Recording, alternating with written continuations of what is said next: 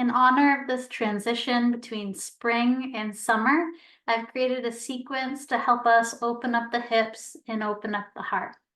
It'll be about an hour of gentle yin poses, and you'll want to have a bolster, a yoga strap, and a couple blocks.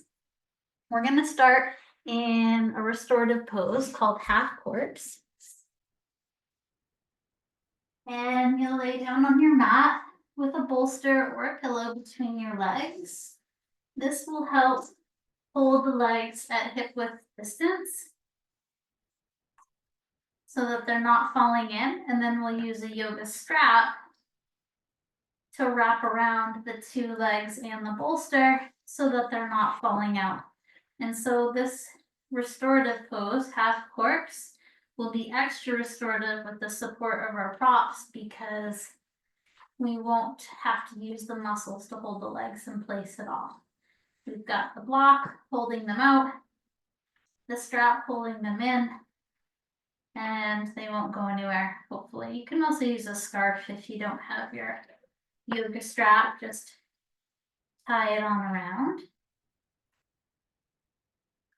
And then you want your legs bent underneath your knees is where your feet will go. And then you just want to lay down on your mat. No other props are needed for the head. And when you come down, decide where you'd like to rest the hands. They might go on the rib cage, out in a T shape, by your side, or in a goalpost shape.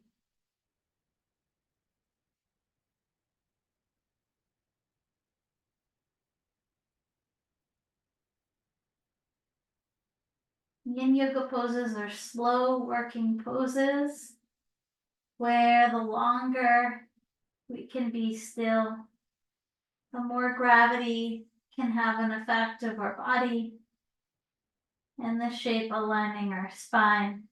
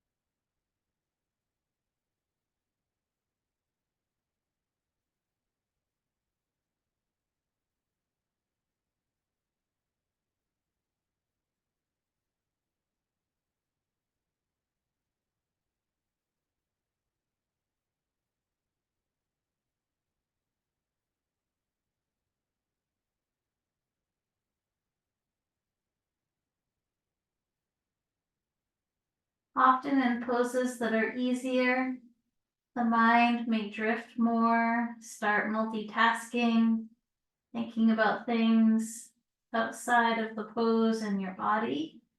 Keep redirecting your awareness back to this moment, softening any tension in the body that you can, and watching the flow of your breath.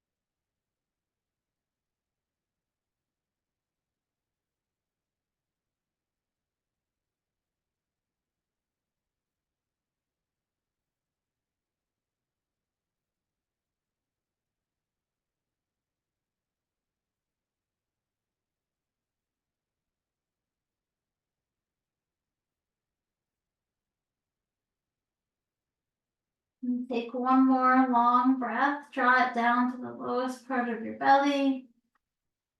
And watch every ounce of breath leave the body.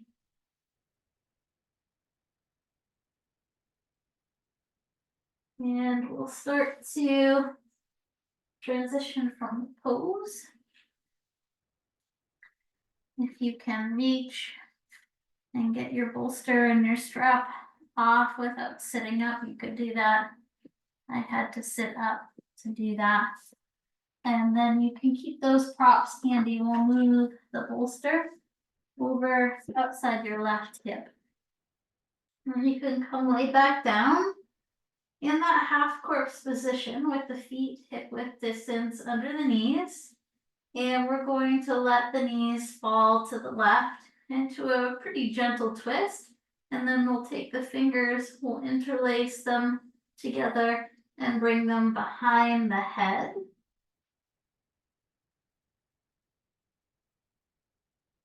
I encourage you to play with different positions of the neck. You might gaze to the left, up to the ceiling, or over to the right.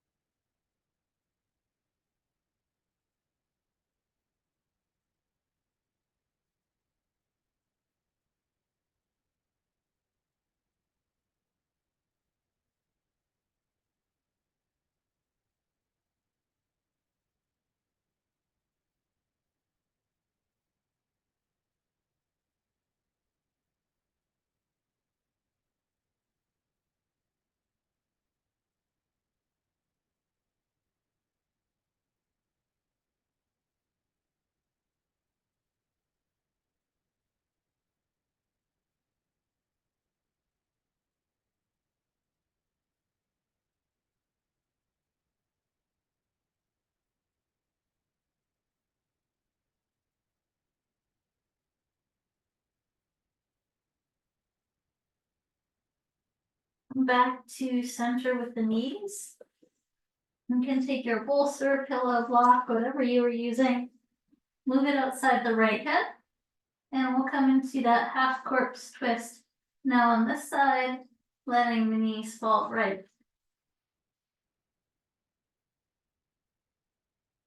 If you gazed to one side, you might switch it up for the second.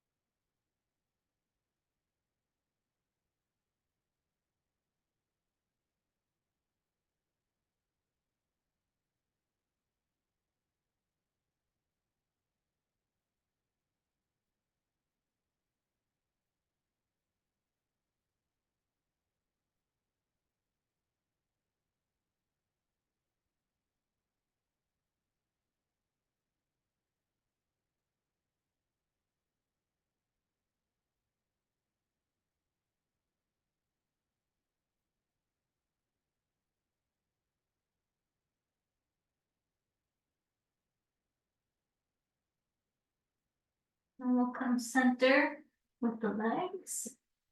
And you can move your bolster out of the way.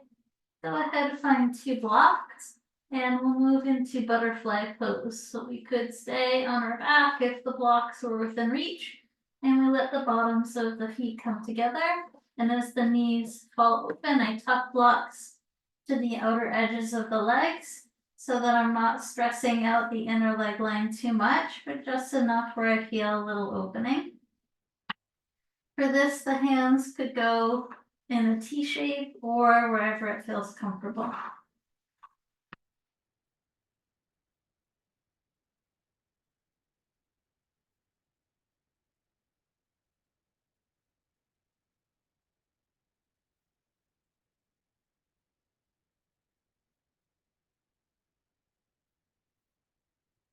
Baddha Konasana pose, this bound ankle or butterfly pose, reminds us to be open to change and to be flexible.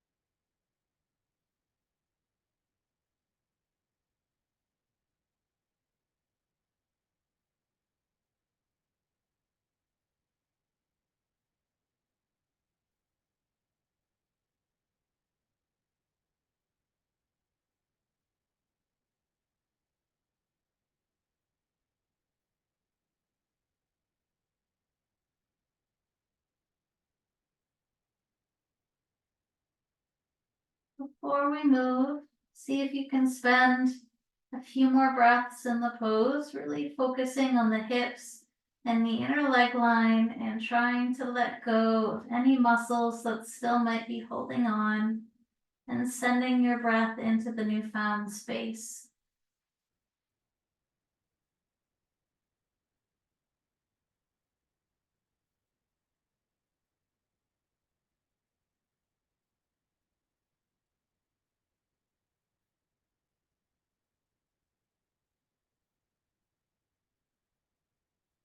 When you're ready, the knees will come back together and you can roll to one side and push yourself up. And we'll set up for our next pose, which will be fish pose. Fish pose is a heart opener, and we're going to use one block, maybe two. You can put one of your blocks towards the back of your mat, so it'll be there if you decide that you need it. This first block is going to go this long way here in between the shoulder blades. So I'm going to put it behind me and hope that when I lay down it hits right there. And in traditional fish, you want the head dropping back, opening up the front of the throat a little bit. If you come down on your block and that feels too much, you can use your second block as a pillow, or if you have something smaller like a folded blanket, you could put that back there too. And in fish, the legs are just going to be straight out. If they fall out, that's okay. You don't need to hold them together. So come down on your block. You may have to reach back to reposition it between the shoulder blades again. The block is going the long way, so it's probably way more than the shoulder blades. It's probably running from the shoulder blades, the lower shoulder blades, all the way up to the tops of the shoulders, kind of the length of your thoracic spine. And then see how it feels to have the head dropping back and decide if you'll use a pillow. And then for fish, we're going to take the arms into a position where the palms are facing down and the hands are underneath the seat. And you want the arms to be slightly extended. There can be a soft bend to the elbows. You want the forearms down on the ground, but the upper arms might be lifted. And then we use the weight of our seat to root down our hands, which helps to work and open the connective tissue in the palms.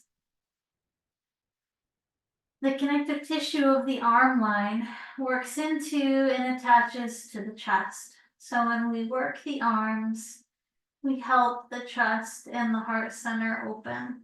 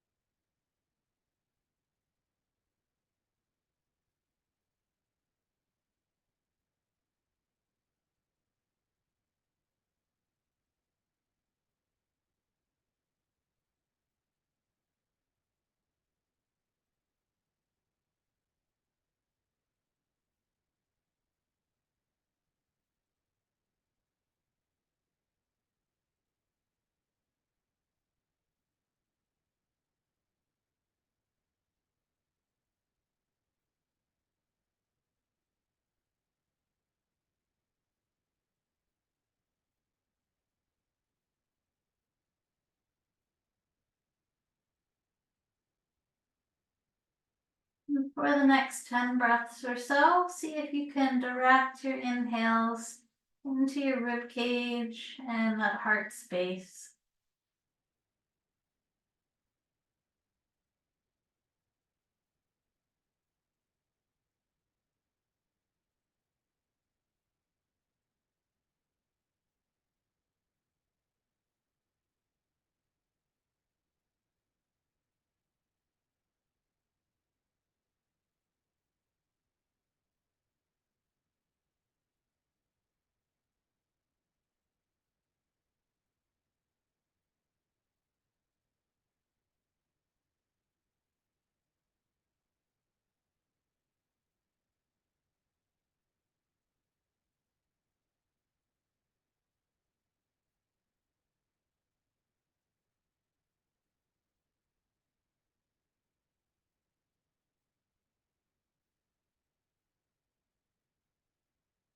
And you can slowly work your hands out from underneath the seat and let your arms flop out with palms face up for a few breaths.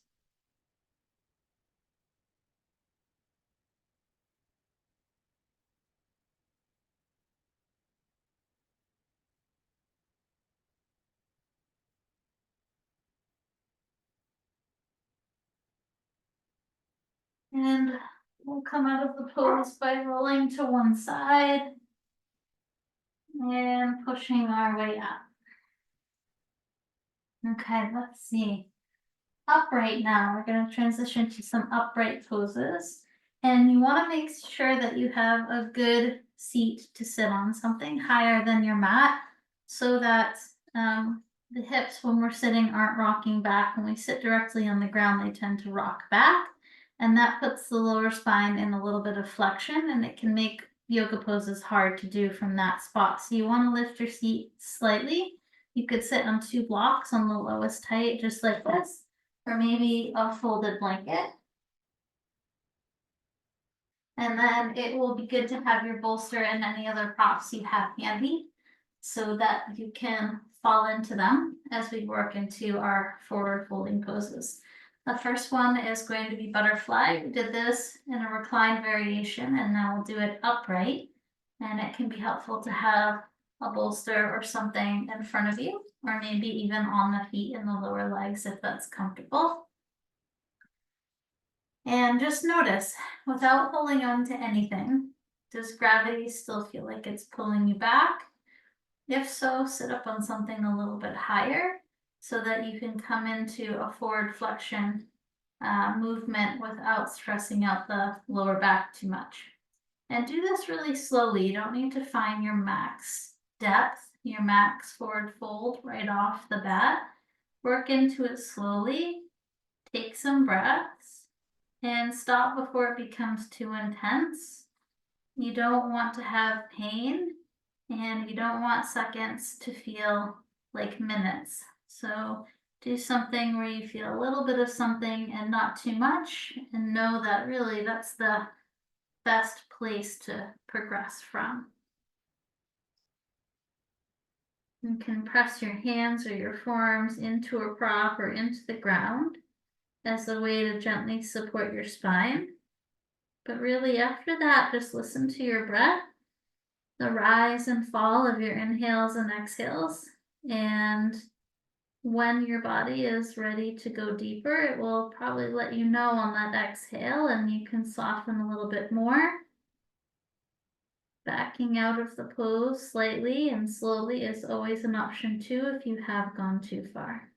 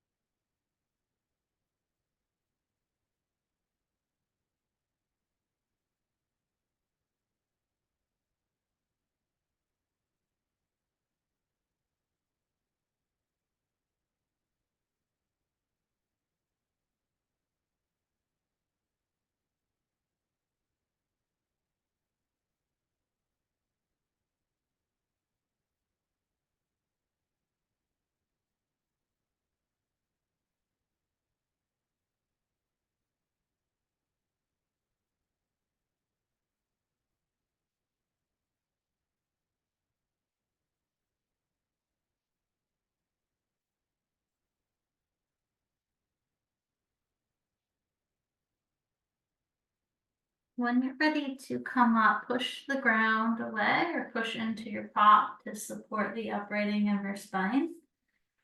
And then we're going to extend the legs out for caterpillar pose. It can be really nice to have a little bend to the legs in caterpillar pose. You could slip a block or a bolster underneath your legs.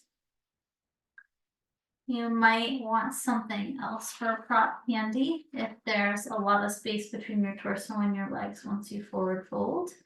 And then we'll come right back into it the same way as we did the last pose, working into the forward fold slowly and respecting where our body wants to stop.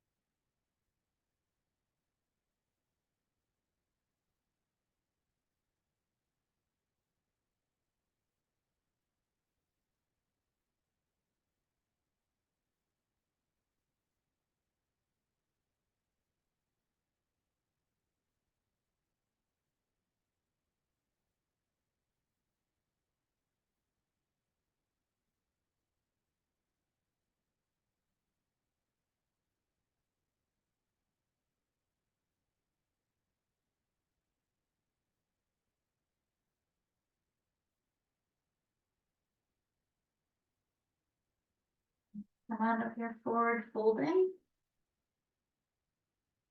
Slide your bolster out of the way. And from here, we're going to come into a straddle pose. I'm going to turn sideways on my mat so that as I extend my legs, my heels are supported by the mat and they're not on the hard ground, which can bother them after a couple minutes or so. You can soften up the bend of the knees with some blocks here now that the legs are a little bit wider, and possibly use your bolster as something that you can fold into. Here we go, last forward folding variation.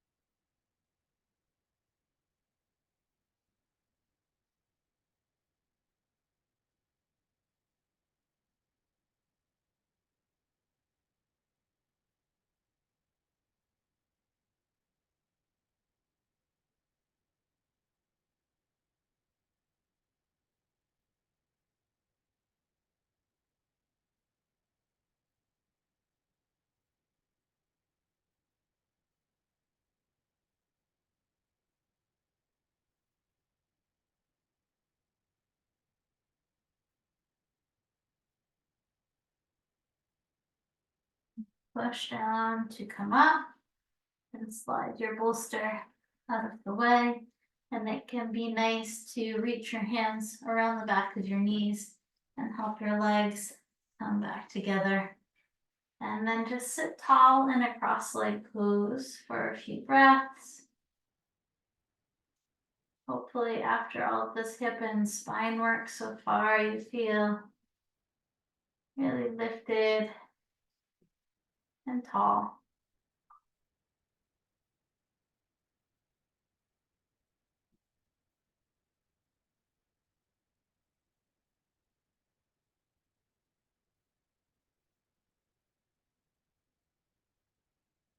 Okay, we're gonna roll to our hands and knees and take a few poses to, again, work the hips, the spine, and the heart.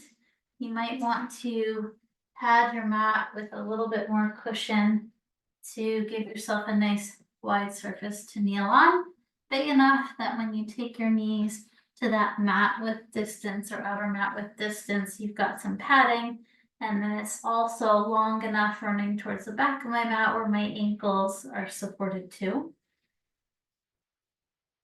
And we'll clear the front of the mat as long as you're able to get your forehead to the ground. If in child's pose you can't get your forehead to the ground, use a block.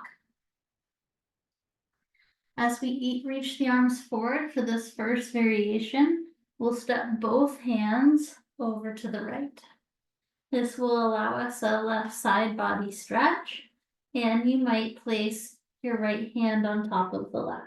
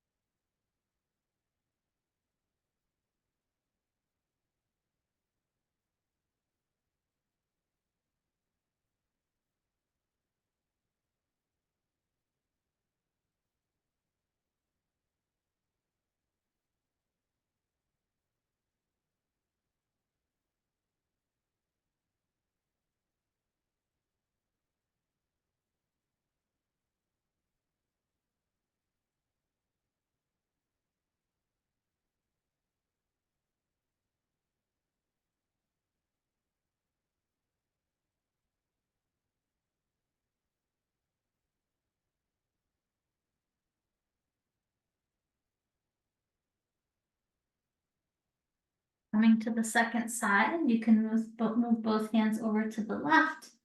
Left palm can anchor the right wrist.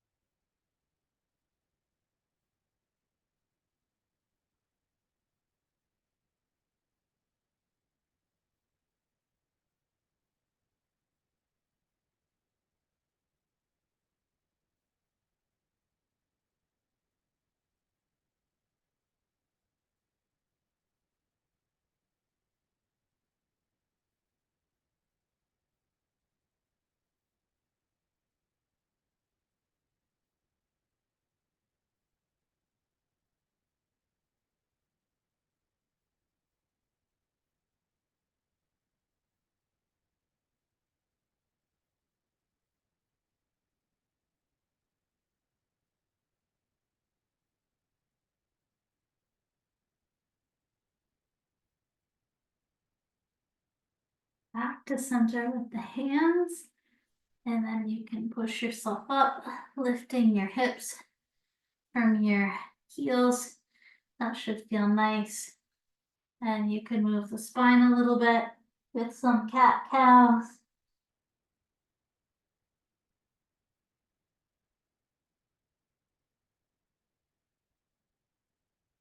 And then we'll come down to a belly lying position. And you'll want to make sure that you have your strap within reach and also one block or blanket.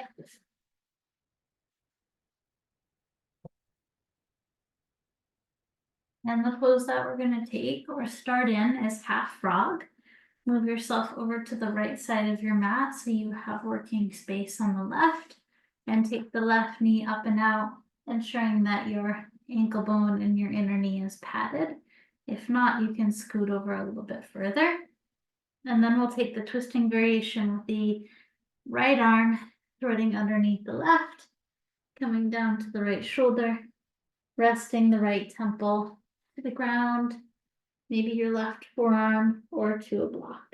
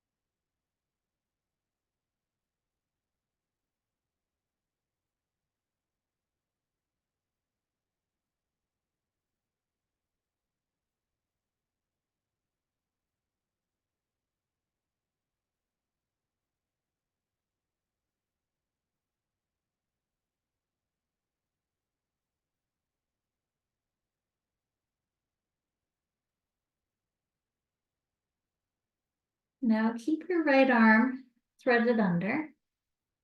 Bend your right leg, that's your long leg, so that your foot lifts off the ground, and see if your left hand can reach back for it. If not, this is where you could create a loop with your strap and lace it around the foot. You can lean back to your preference as far as bringing the spine in a little bit of a twist here for creeping lizard pose.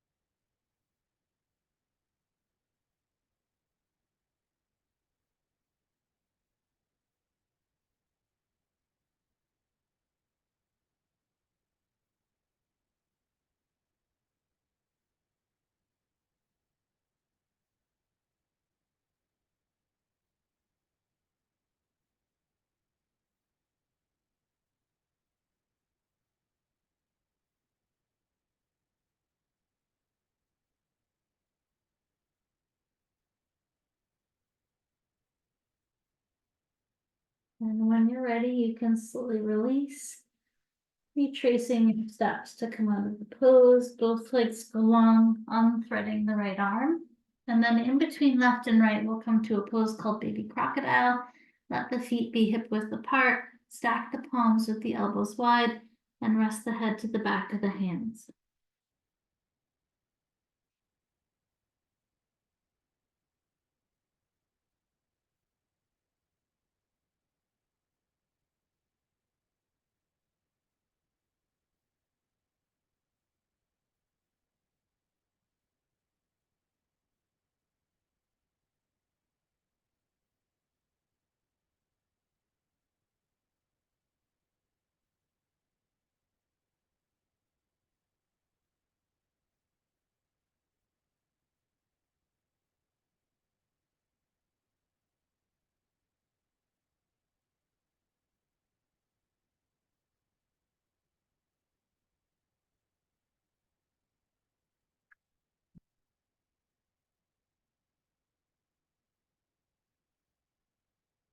And now we'll come into our half frog, the twisting variation on the other side. Move your way over to the left side of the mat. Let your right leg come up and out so that the inner knee and the ankle bone are padded. Spread the left arm under the right and bring bring the left temple to rest down on something.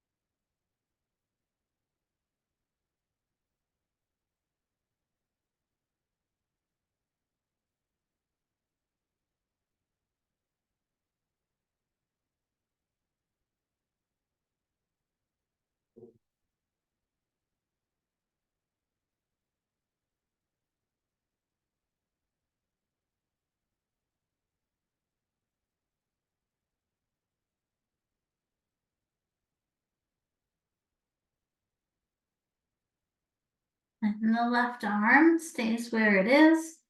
Let the left leg bend and the right hand can reach back for the foot or use a strap.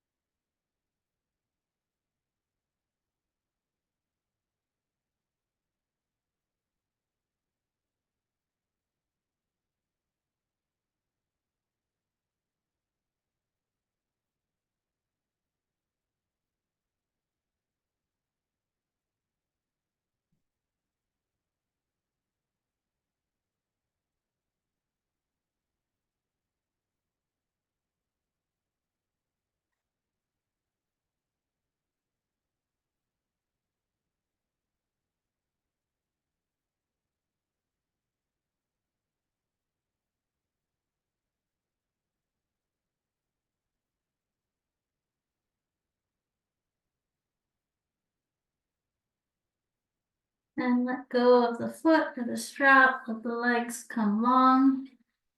Unthread the left arm and come back to your baby crocodile pose.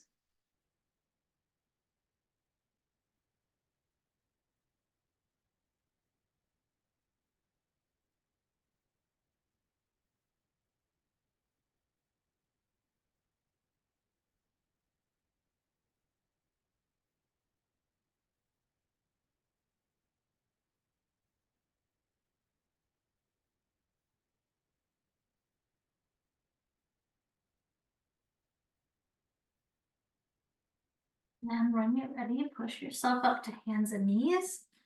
And we'll come to hero's pose, sitting back on our ankles. I'm going to use a block between mine. And we'll work into the neck a little bit with this one. Take the left arm out with the thumb down. Let the back of the hand come to the lower back. And then we'll let the right ear fall to the right shoulder.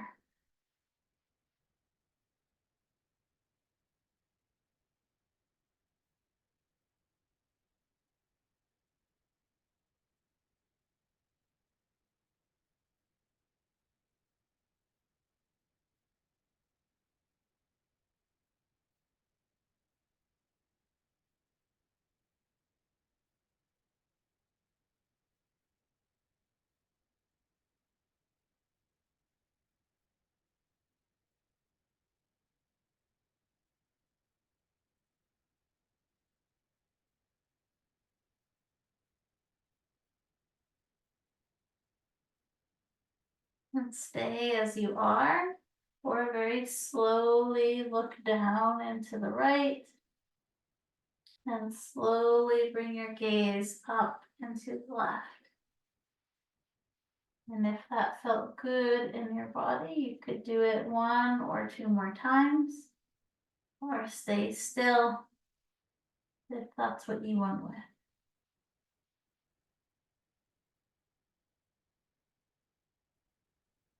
And then everybody bring the head back to upright and let the left arm release from behind your back. And we'll take the right arm out. Thumb down, back of hand to lower back, left ear falls to left shoulder. You want to be sure that you're not dropping your chin and your nose to the left as you do this.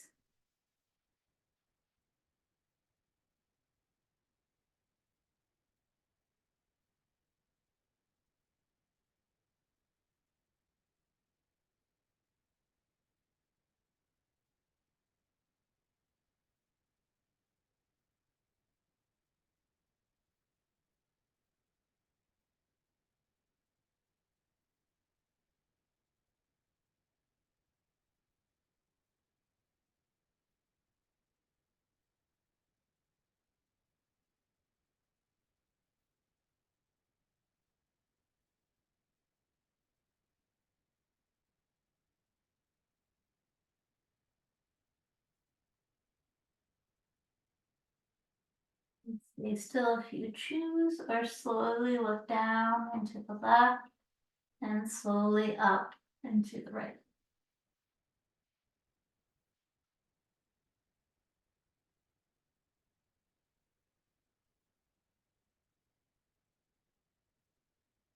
And you release the head and release the arm. And then we'll end class today in a seated meditation. You can stay right here in your hero's pose. Close the eyes and let's focus on the upward and downward flow of our energy as we breathe.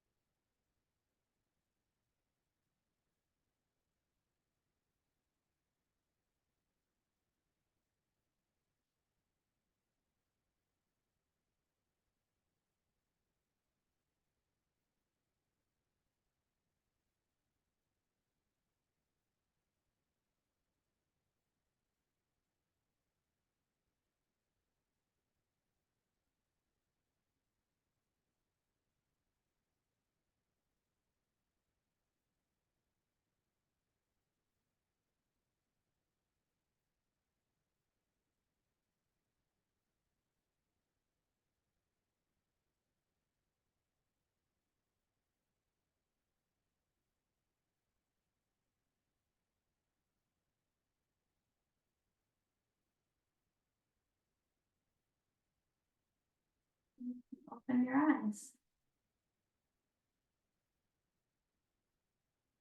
Bring hands to our heart center, Anjali Mudra, a gesture of gratitude for all that we have.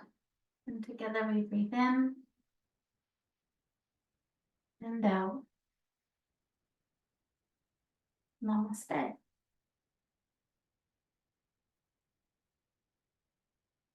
Thank you for joining me for this class. Let me know if you have any questions. Take care.